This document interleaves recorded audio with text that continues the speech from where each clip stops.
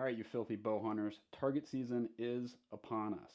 Today I'm going to talk about the changes I'm going to make to my hunting rig as an average bow hunter to remain in the bow hunter class while being more competitive and honestly just having more fun. These are all easy changes, but at the end I will highlight the biggest impact change. If you love shooting your bow competitively, but you don't want to go to a full-on target rig, making some of these changes to your hunting bow are nice to make. You can shoot more arrows in a day more comfortably.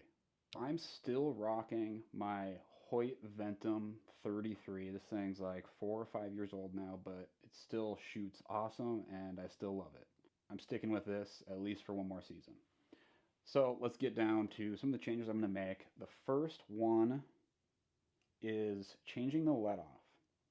And this is, on this bow, we got 85% and 80%. I always shoot it with 85% during hunting season. And I decided to change it down to 80%. And obviously that will be a disadvantage if you're trying to hold for a long time. But if you're aiming at paper or foam, you know exactly where that target's at and you're in a controlled environment to where you can keep your shot process to the same or let down if you need to. Two big benefits of decreasing your let off. When you're at full draw, you've got more weight that's being held, so you're holding it steadier, and that is a common thing that target archers have it set up at, is lower let off.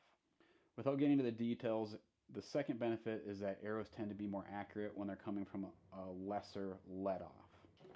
One easy change that I always do is I just take off my quiver for hunting. This one is easy, it just clamps right off, but I'm actually going to take off this little platform right here as well.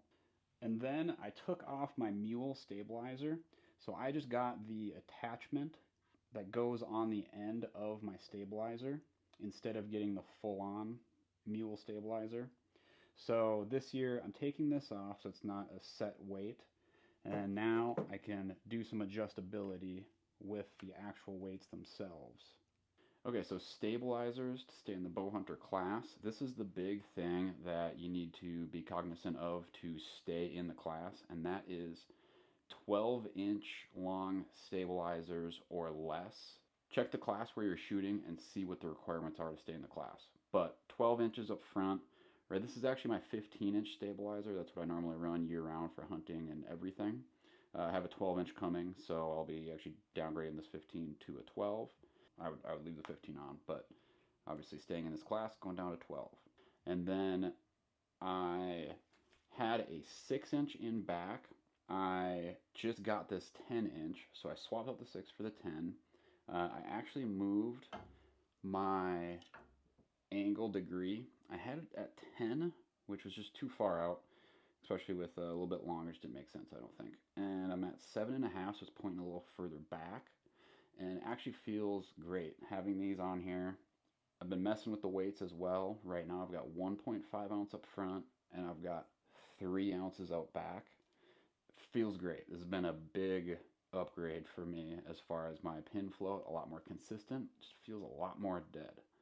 I think I've never messed around too much with trying different weights, and I think I was running a very inefficient setup, which now I'm glad because I kind of worked through that and got somewhat proficient with a terrible weight setup. I actually had more weight in front than in back, and then I think it led to a lot of dip bangs. I messed with 2 ounces up front and then 6 inches out back. That was just a little too heavy to jump right to that. So right now I am going to continue to mess with the weights a little bit, but I think this is a great spot right now to start with the indoor Bowhunter class. Next thing I'm going to mess with a little bit as far as stabilizer setup goes is I'm going to actually pull out the shortstop right here. I'm going to drop this bar down to this hole. I'm going to see how that feels because it's further out, so I think honestly, you'll get an extra 4 inches of stabilizer out past the bow, which might deaden the float a little bit more. I also got a 10-degree down angle that I might throw on here. Only downfall in that for convenience is then I can't run my nice little go sticks here, which I'm missing one rubber stop ring from hunting season, but that's my stabilizer setup.